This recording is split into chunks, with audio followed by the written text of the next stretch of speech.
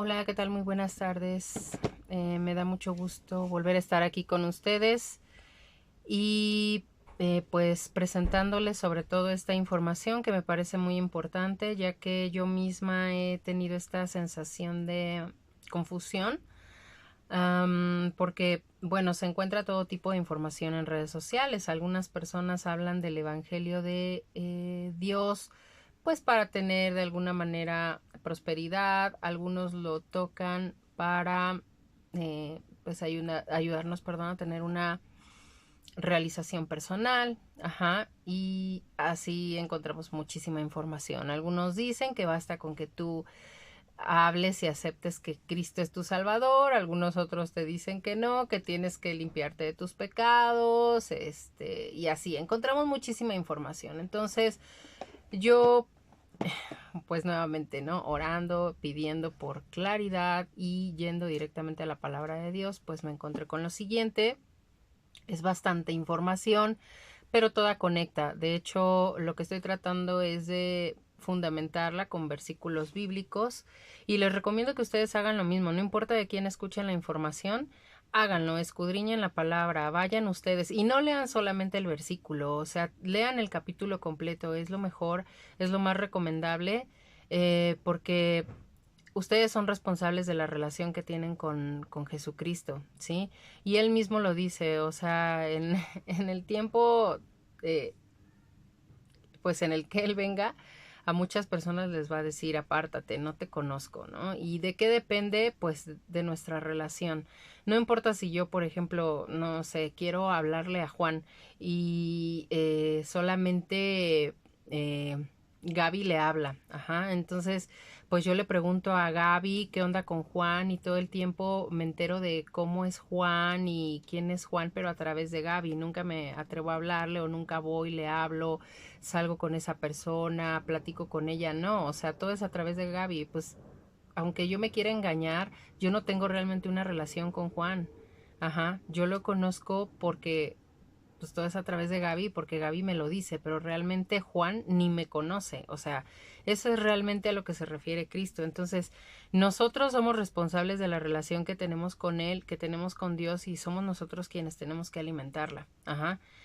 Entonces, bueno, dándome la tarea de escudriñar un poco más la palabra de Dios y de pues comprenderla, llegué a esta revelación que obviamente pues el Espíritu de Dios me está pidiendo que lo diga en este video. Sí, vayan ustedes y averigüenlo, ¿de acuerdo? Se los voy a leer porque realmente es mucha la información, ¿de acuerdo? Pero bueno, es para que se comprenda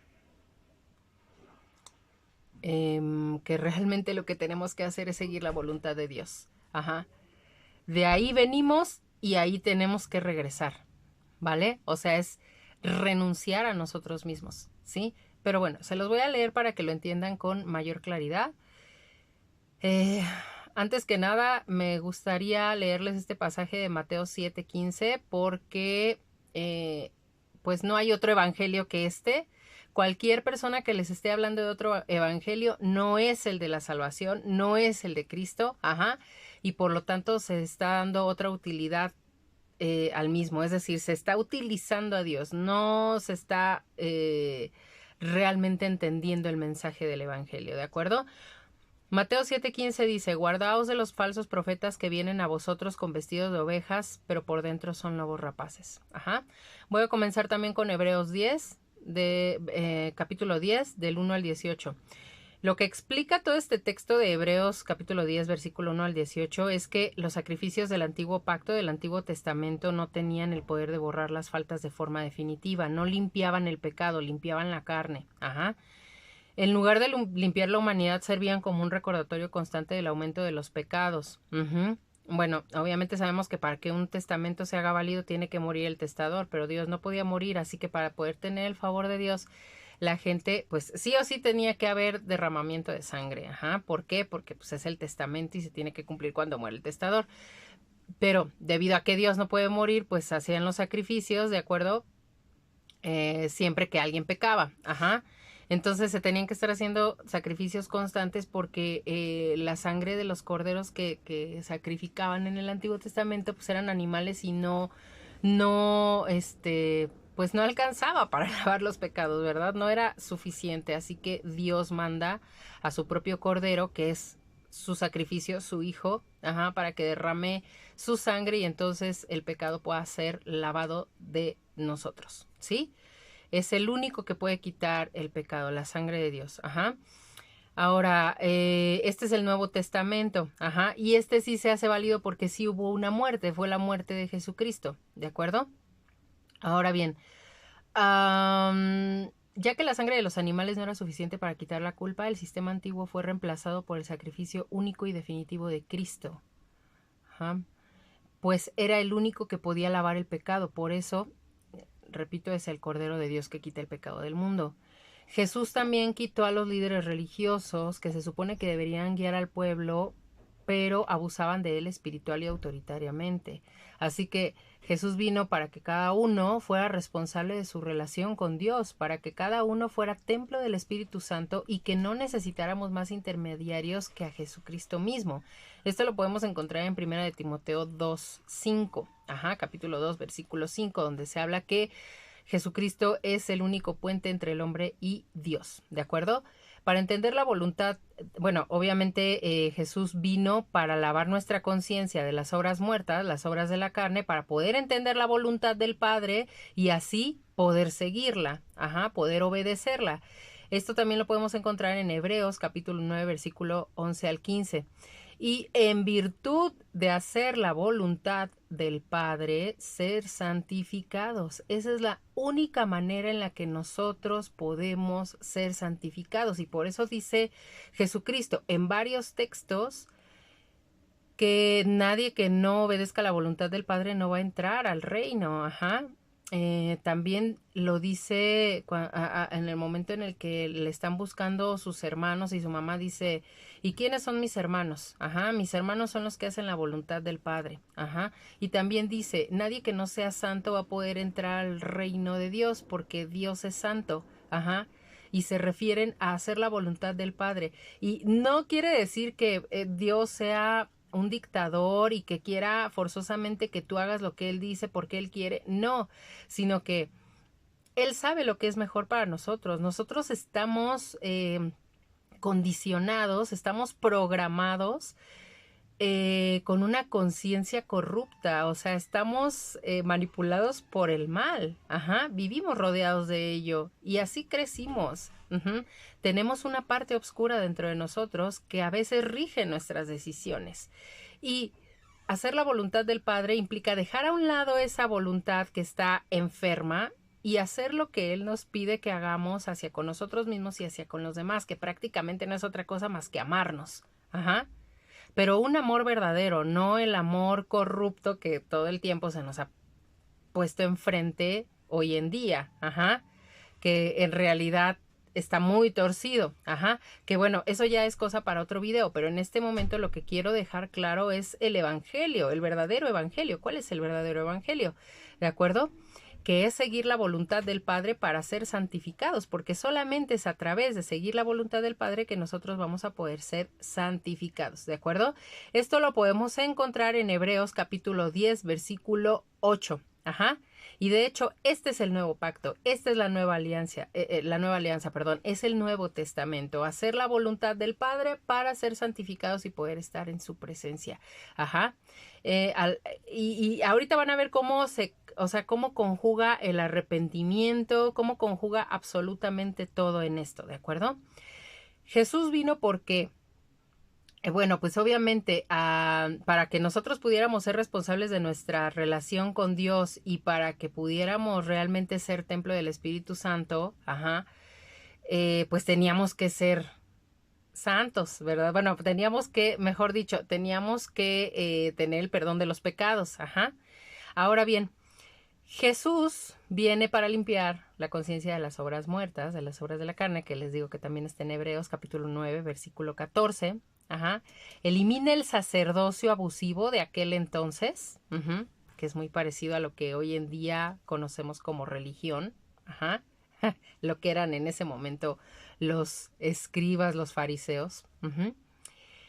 Y todo esto pues se debe a que eso es obra de Satanás, ¿de acuerdo? No es la iglesia de Jesús. La iglesia de Jesús es la gente que muere a su carne, para nacer de nuevo haciendo la voluntad de Dios. Esa es la iglesia de Jesucristo, ¿de acuerdo? Ahora bien, otorga entonces el derecho al ser humano de ser hijo de Dios, dándole real sacerdocio, dándole la oportunidad de ser real sacerdocio y nación santa, lo cual podemos encontrar en Primera de Pedro, capítulo 2, versículo 9. Pero ese derecho lo ejercemos haciendo la voluntad del Padre, despojándonos de toda maldad y toda hipocresía. Esto lo encontramos también en Primera de Pedro, capítulo 2, versículo del 1 al 10. Es decir, morimos a la carne y a sus frutos para nacer de nuevo como hacedores de la voluntad del Padre. Primera de Pedro, capítulo 2, versículo 11. Es decir, renunciamos a nuestra voluntad para hacer la voluntad de Dios. Y en ese proceso somos santificados. Hebreos 10, del 9 al 10. La iglesia de Cristo, bíblicamente, la formamos todos los que hemos muerto a la carne, todos los que hemos reconocido que el camino que llevamos nos conduce a la perdición eterna y que sin Cristo no somos nada. Él con un chasquido, ¿sí? Dios mismo con un chasquido, hace con nosotros lo que Él quiera. Pero esto ya lo dejó escrito. Ahora, Jesús establece que la obediencia es la prueba de una verdadera relación con Dios. Y de esta manera somos santificados. Y de hecho lo dice en Mateo 7:21. No todo el que me dice Señor, Señor entrará en el reino de los cielos, sino el que hace la voluntad de mi Padre que está en los cielos. ¿Y cómo sabemos que esa es la voluntad del Padre? Porque también Jesús en algún momento dice, esto que yo les digo, no se los digo yo, se los dice el Padre a través de mí. Jesús define quiénes son sus hermanos en los evangelios, destacando que su verdadera familia se basa en la fe y en la obediencia. Esto lo vemos no solo en Mateo capítulo 12 del 46 al 50, sino también en Marcos capítulo 3 del versículo 31 al 35. Ser salvos por gracia mediante la fe, que podemos encontrar en Efesios capítulo 2 versículo 8 al 9, quiere decir que somos salvos por regalo de Dios, por el amor inmerecido que nos tiene. Mediante nuestra lealtad a Él, porque la fe no solo es confianza, también es lealtad. De hecho, si tú vas a averiguar el origen etimológico de la palabra fe, te vas a dar cuenta que fe viene del latín fides, que significa literalmente lealtad, fidelidad y confianza, ¿de acuerdo? Entonces, Jesús se sacrifica por el perdón de nuestros pecados. De esta forma nos salvó, pues la consecuencia del pecado es la muerte. La gracia es un regalo que alude, es un regalo de Dios que alude a un favor inmerecido. No es para que nosotros podamos hacer el pecado cómodo, sino para arrancarnos de su dominio. Podemos consultar Romanos 6, capítulo 1 y Tito, capítulo 2, versículo del 11 al 12. Ahí es donde ustedes van a poderse dar cuenta que la gracia no te da derecho de seguir pecando. Al contrario, si tú eres leal a Dios, no vas a seguir pecando. Vamos a entenderlo un poco más adelante, ¿de acuerdo? La gracia, como es algo inmerecido, la gracia hace alusión a algo inmerecido. La gracia es justamente el perdón de nuestros pecados, porque nosotros no merecemos el perdón, seguimos pecando todo el tiempo, a veces hasta sin querer, ¿sí? Pero, aquí no habla de que no vayas a pecar absolutamente nunca en la vida, no, sino que cuando peques, te arrepientas de ello y te transformes, ¿de acuerdo? Porque el arrepentimiento es transformación. No nos salvamos por obras, pues no nos hemos ganado el cielo, ni nos ganamos el amor de Dios por las cosas buenas que hacemos o porque lo merezcamos, porque si es por lo que merecemos, nos merecemos el infierno por todo lo que hemos hecho. Realmente nos salvamos por rendir nuestra voluntad a la de Dios. Esa es nuestra verdadera comunión con Él y a través de esto somos santificados.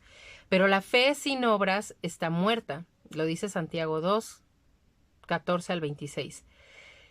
Esto quiere decir más que nada que la fe no debe centrarse en nuestro beneficio. debe de centrarse en el carácter de Dios, en igualarlo. Ajá. De esta manera, entonces, las buenas obras son el resultado de la salvación y no la causa de ella. No somos salvos por hacer buenas obras. Hacemos buenas obras porque hemos sido salvos. No entramos en el reino de Dios por presentar un currículum. Ajá. Porque de todas formas, con un solo pecado que tú te lleves, con eso es más que suficiente para ser condenado. Ajá. Entramos solamente por gracia de Dios y la única justicia capaz de salvarnos no es la nuestra, es la justicia de Cristo. Ajá. Y para poder hacer la justicia de Cristo tenemos que igualar su características. Ajá.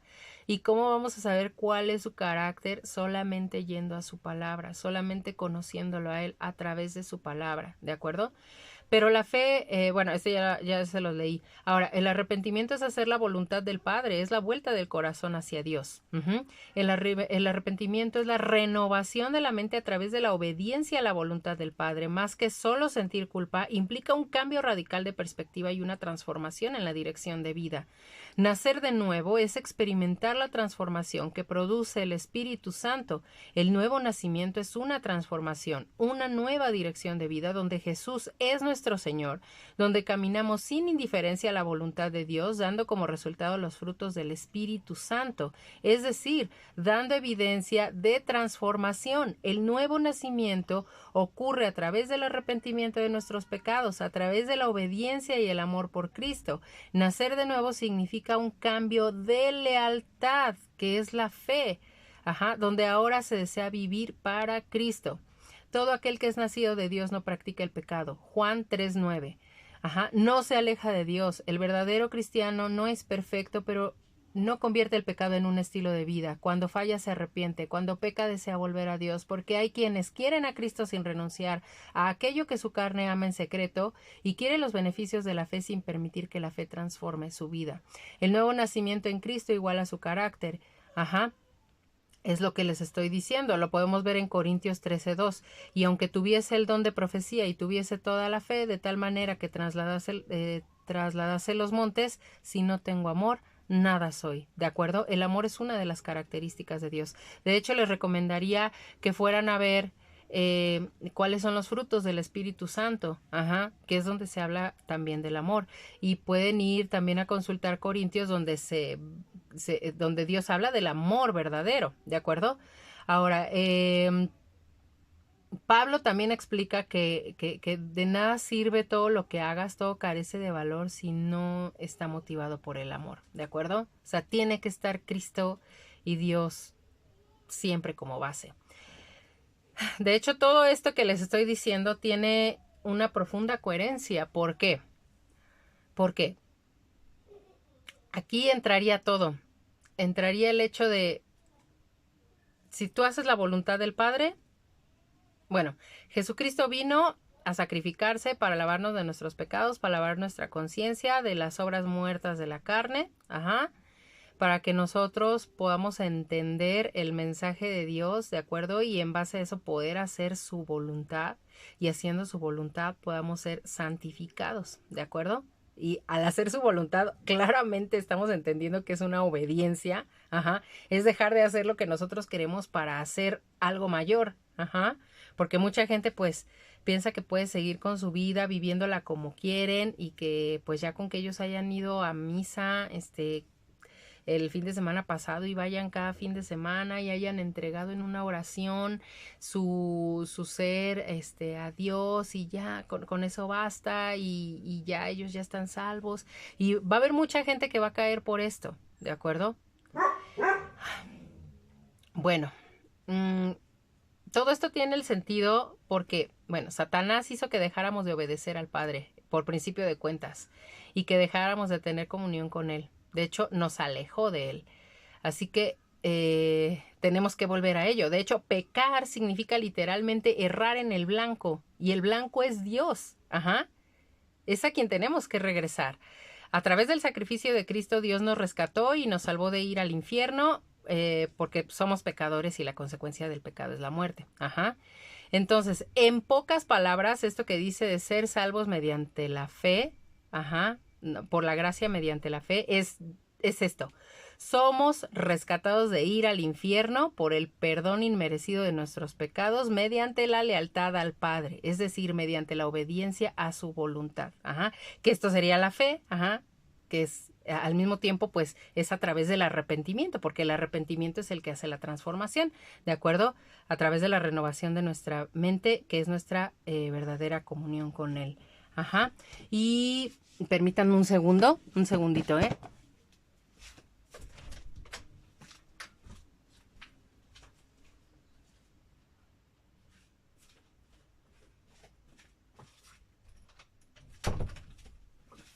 Ay, listo, una disculpa.